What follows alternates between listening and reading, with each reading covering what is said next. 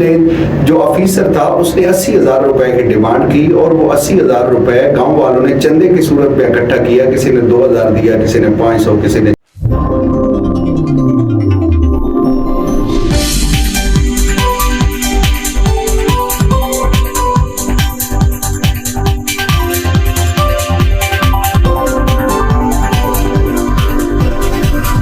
السلام علیکم ناظرین, میں ہوں جاوید باغیٹ اور آپ دیکھ رہے ہیں اداریہ نیوز. ناظرین, آج کل مہنگائی کا جو دور جس طرح چل رہا ہے, لوگ کتنے پریشان ہیں, کس طرح سے اپنا سروائیول ڈھونڈ رہے ہیں اور سروائیو کر رہے ہیں اپنے بال بچے کو پڑھانے کے لیے یا تعلیمی اخراجات کو پورا کرنے کے لیے, وہ کیا کیا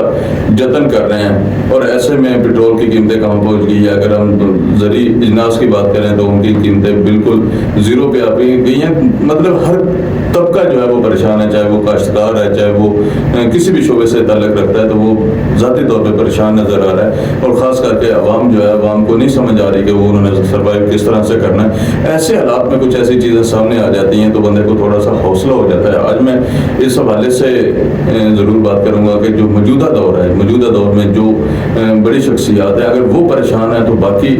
کیا ہو سکتا ہے. اس ساری چیزوں پہ گفتگو کے لیے ہمارے ساتھ موجود ہیں سینئر صحافی ہیں, اچھے کرائم رپورٹر ہیں اسلام آباد کے, کمل گوندن صاحب, وہ میرے ساتھ موجود ہیں. تو اب ان سے ہم بات کریں گے کہ وہ جو خواجہ آصف کے حوالے سے ایک واپڈا کا ٹویٹ سامنے آیا ہے, انہوں نے جو اپنی بے بسی کا اظہار کیا کہ میں وزیر ہوں اور میرے ساتھ یہ کچھ ہو رہا ہے, تو اس حوالے سے ہم کمل گوندن سے بات کریں گے کہ مزید اس میں کیا تفصیلات ہیں اور خواجہ آصف صاحب کیا فرما رہے ہیں, کیا کہتے ہیں, کیوں وہ اتنے بے بس نظر آ رہے ہیں. السلام علیکم گوندن صاحب. وعلیکم السلام جاوید بھائی, بہت شکریہ. جاوید بھائی, میں حیران ہوا ہوں جب خواجہ آصف صاحب کا یہ ٹویٹ جو ہے یہ وائرل ہوا ہے, تو مجھے ایک ٹائم کے لیے ایسے لگا کہ یہ اے آئی کا یہ کسی نے فیک ٹویٹ جو ہے, کیونکہ آج کل یہی ہو رہا ہے سوشل میڈیا پہ, فیک ٹویٹ اور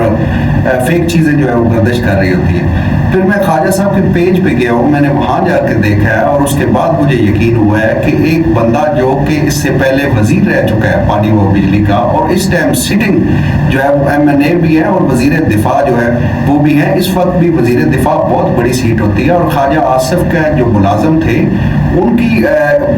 جو گاؤں تھا اس میں بجلی خراب ہوئی, تو انہوں نے ایک ان کے جاننے والے تھے, ظاہر وزیر رہے, انہوں نے اس کو کال کی کہ ان کا ٹرانسفارمر جو ہے اس کو جو ہے وہ ان کی بجلی بحال کرے. تو اس جو ان کا ملازم تھا اس نے جو آفیسر تھا اس نے 80,000 روپے کی ڈیمانڈ کی اور وہ 80,000 روپے گاؤں والوں نے چندے کی صورت میں اکٹھا کیا. کسی نے 2,000 دیا, کسی نے 500, کسی نے 4,000, اس طرح کر کے 80,000 روپے انہوں نے اس کو جو ہے وہ جمع کر کے دیا, اور اس کے بعد اس کی کوئی رسید نہیں ہے. میں سمجھتا ہوں وہ رشوت کی بات میں اس نے لیا, کیونکہ یہ چیزیں جو ہے یہ تو گورنمنٹ جو ہے وہ فراہم کرتی ہے. اگر ٹرانسفارمر جو ہے وہ جل جاتا ہے, ٹرانسفارمر خراب ہوتا ہے, تو اس کی ذمہ داری جو ہے وہ گورنمنٹ آف پاکستان نے نیا ٹرانسفارمر جو ہے وہ دینا ہوتا ہے, کیونکہ حکومت کی ملکیت ہے, ٹیکس پیڈ ہے, بھاری بھرکم جو عوام ہے وہ بل دیتی ہے. اس دفعہ بھی آپ دیکھیں کہ بلوں کا کس طرح شور ڈلا ہوا ہے. کیو آر کوڈ جو ہے وہ واپڈا نے متعارف کیا, اور واپڈا جو ہے وہ کرپٹ ترین محکموں میں سے ایک محکمہ بن چکا ہے. اور ظلم کی انتہا یہ دیکھیں کہ ایک بندہ جو کہ سٹنگ وزیر دفاع ہے اور اس سے پہلے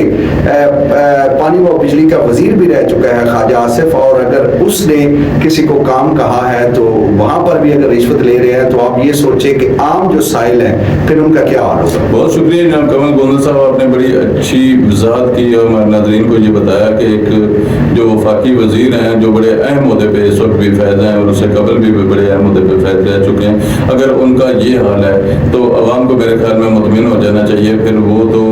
کیونکہ عوام ویسے بھی کسی کھاتے میں لکھی نہیں جاتی, اگر ایک وزیر کو کوئی کسی کھاتے میں نہیں لکھ رہا تو عوام کے ساتھ کیا سلوک روا رکھا جا رہا ہے, عوام کس طرح سے پریشان ہے اور کیا کچھ عوام جھیلنے کے لیے لگی ہوئی ہے اور کس طرح سے یہ مصیبتیں جھیل رہی ہے. تو دیکھنا یہ ہے کہ آنے والے وقت میں کیا یہی سلوک اسی طرح سے روا رکھا جائے گا یا اس میں کوئی بہتری کی دور کو. ویسے تو پنجاب میں کہا جاتا ہے کیونکہ یہ جو واقعہ ہوا ہے یہ لیسکو کا واقعہ ہے, یہ پنجاب کے حوالے سے بات ہو رہی ہے, لاہور کے حوالے سے بات ہو رہی ہے, تو یہ ساری چیزیں وہ ہیں جو عوام کو پریشان کرتی ہیں. بجلی کے بل عوام کو پریشان کر رہے ہیں, باقی